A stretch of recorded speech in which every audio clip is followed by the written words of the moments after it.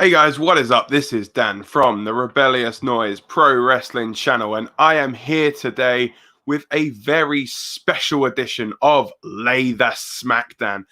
As we know, the Raw after WrestleMania is widely renowned for being one of the most anticipated episodes of Raw in the WWE calendar. So what I'm going to do for you guys today is I am coming to you live. Well, I'm not coming to you live. I'm coming to you now with a very, very special edition of Lay the Smackdown. And this is all about the Raw after WrestleMania 37. So, without further ado, let's lay the Smackdown on Monday Night Raw. So, Monday Night Raw had big implications for the next pay-per-view. That's right, WrestleMania is still alive, guys. WrestleMania Backlash will take place on May the 16th. We now know the main event for that show.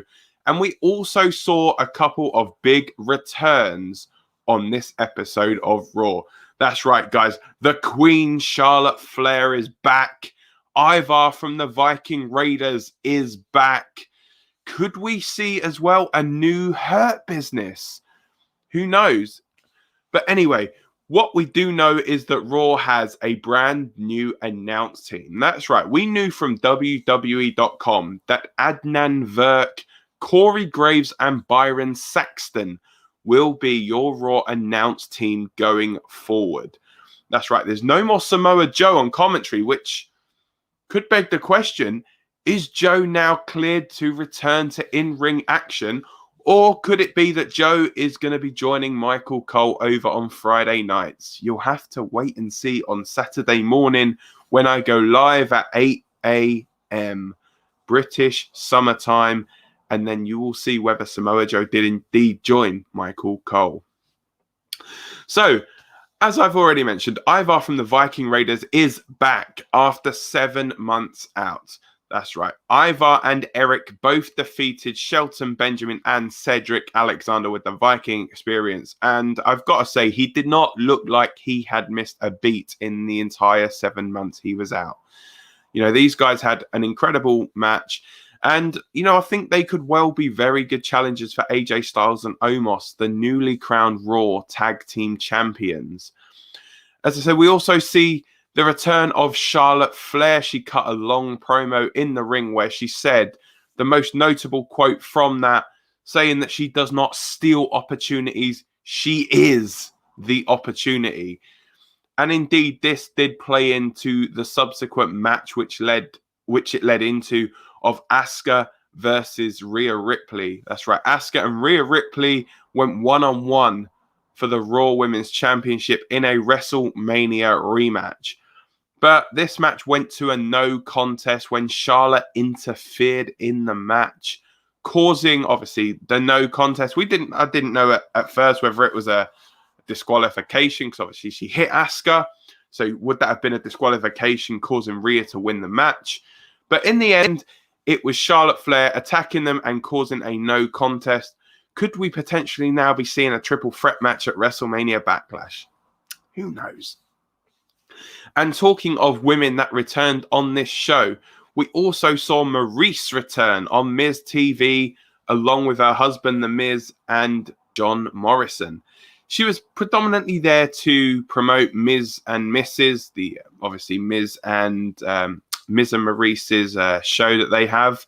And yeah, basically led to Damien Priest coming out saying essentially about how good the match with Bad Bunny was at WrestleMania, and Miz was essentially making a joke at his expense, essentially saying to him, well, you know, nobody's really talking about you after this match. Everyone's talking about Bad Bunny. And basically Priest took umbrage to this and essentially laid out a challenge to Miz and Morrison for a 2-on-1 handicap match. And Miz and Morrison won that handicap match when Maryse essentially helped Miz. Miz had his feet on the ropes. Maryse was holding on to them. And yeah, we saw obviously Miz and Morrison defeat Damien Priest. I was thinking that maybe Priest would have got a tag team partner, potentially somebody from NXT would have maybe come out and helped, but that wasn't the case.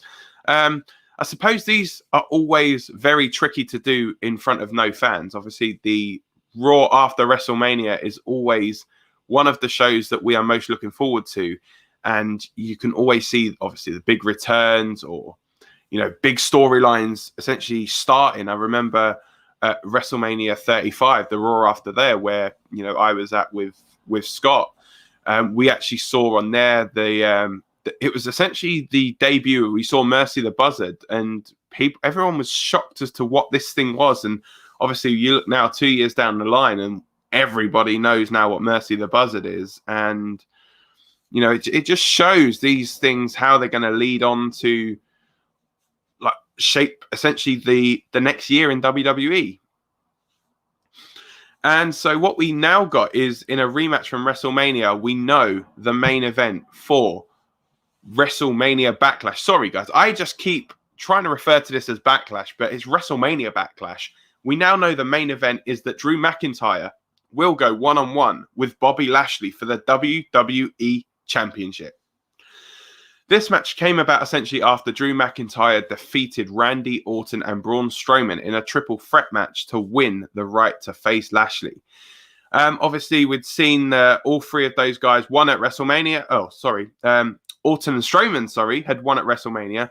Drew, obviously, looking for his opportunity again, winning the right to go on now and face Bobby Lashley.